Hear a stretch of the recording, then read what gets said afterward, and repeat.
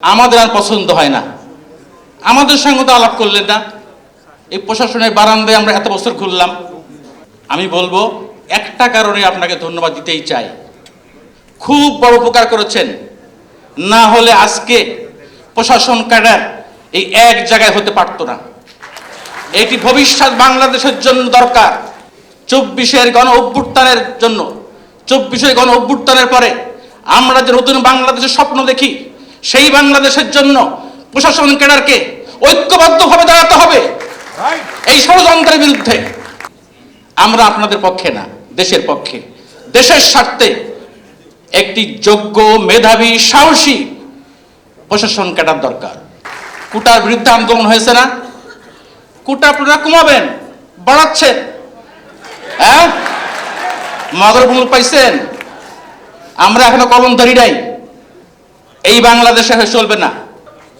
আমি মনে করি যে প্রশ্নপত্র আপনি ফাঁস করেছেন, ওই দিন বলতে পারতেন যারা 14, 18, 24-এ নির্বাচনে ভোট ডাকাতি করেছে, এই ভোট ডাকাতি যারা সহায়তা করেছে প্রশাসন ক্যাডারের, তাদের আমরা বিচার করব। বলেছেন? বলেন নাই। যারা গত 15.5 বছরে পদোন্নতি বঞ্চিত করেছে, তাদের চিহ্নিত করে বিচার করা হবে। বলেছেন? বলতে পারতেন চুক্তিভিত্তিক নিয়োগ আর থাকবে না। বলতে পারতেন 10% কোটা আর থাকবে না। আর একটা কথা বলি, আমার কিছু বড় ভাইরা আছেন, ব্যাসের নাম বলবো না, হঠাৎ তারা নিয়োগ পেয়ে গেলেন, ভালো কথা। যে যায় লঙ্কায় সে হয়ে যায় রাবণ। কি চেহারা আপনাদের! আরে ভাই, আমরা তো চিনি আপনাদেরকে, চিনি না? আপনারা এখন অন্য খরচ পরিস্থিতি আছেন, অন্য থিওরিতে আছেন, আমরা কিন্তু বুঝতে পারছি। দেখবেন যখন আওয়ামী লীগ ক্ষমতায় আসলো 2009 সালে, ওই ধানমন্ডির একটা অফিসে বসে একটা রিপোর্ট তৈরি করা হলো, A+, B+, J+, বুঝছেন তো? সবাই জানে। এখন হয়েছে আর একটা R+। বলুন তো আরটা কি? রিফর্ম, সংস্কারপন্থী। আপনারা সংস্কারপন্থী সাজেন। আমি খুবই কষ্ট পেলাম আমি যেদিন দেখলাম জনপ্রশাসন মন্ত্রণালয়ের বারান্দায় আমাদের অহংকারের প্রতীক জনপ্রশাসন মন্ত্রণালয়ের সিনিয়র কর্মকর্তারা সচিবের রুমের সামনে বারান্দায় বসে আছে, আর সচিব অফিস করতেছে। লজ্জা, ঘৃণা। আপনাকে জবাব দিতেই হবে।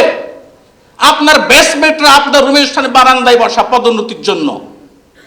আপনার জায়গায় আমি হলে কখনো না ব্যাচমেটদের বুকে বুক লাগিয়ে বলতাম, বন্ধু আসল লাইব্রেরিতে যাই, এখানে না।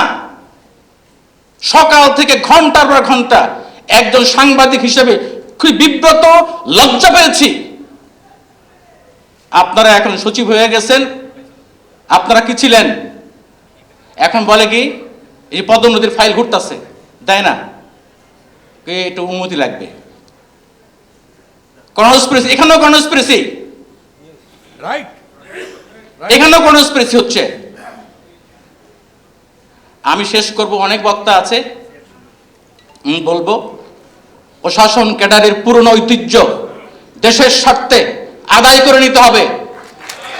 আপনাদেরকে এক এবং ঐক্যবদ্ধ থাকতে হবে। আজকের এই সমাবেশ থেকে সবাই একটা স্লোগান, একটা শপথ নিতে হবে, আমরা কোনো দলবাজি করব না, কোনো দল দাস হব না, কোনো দল আমাদেরকে দাস বানাতে পারবে না। আমরা জনগণের সেবক, এই বাংলাদেশ আমাদের। আমি 3টা বিষয় নিয়ে এখন আন্দোলন করছি, মানে আমার মতো করে, লেখার মাধ্যমে, বলার মাধ্যমে। এটাই বলে শেষ করব। দলে গণতন্ত্র থাকতে হবে, প্রত্যেকটা রাজনৈতিক দলে গণতন্ত্র থাকতে হবে।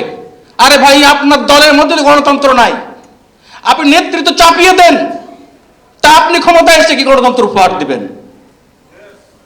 আর 2টা বিষয়, এবার কিন্তু আমার বন্ধুরা খুব খেপে যাবে, সাংবাদিকরা। সাংবাদিকদেরকে রাজনীতি মুক্ত হতে হবে।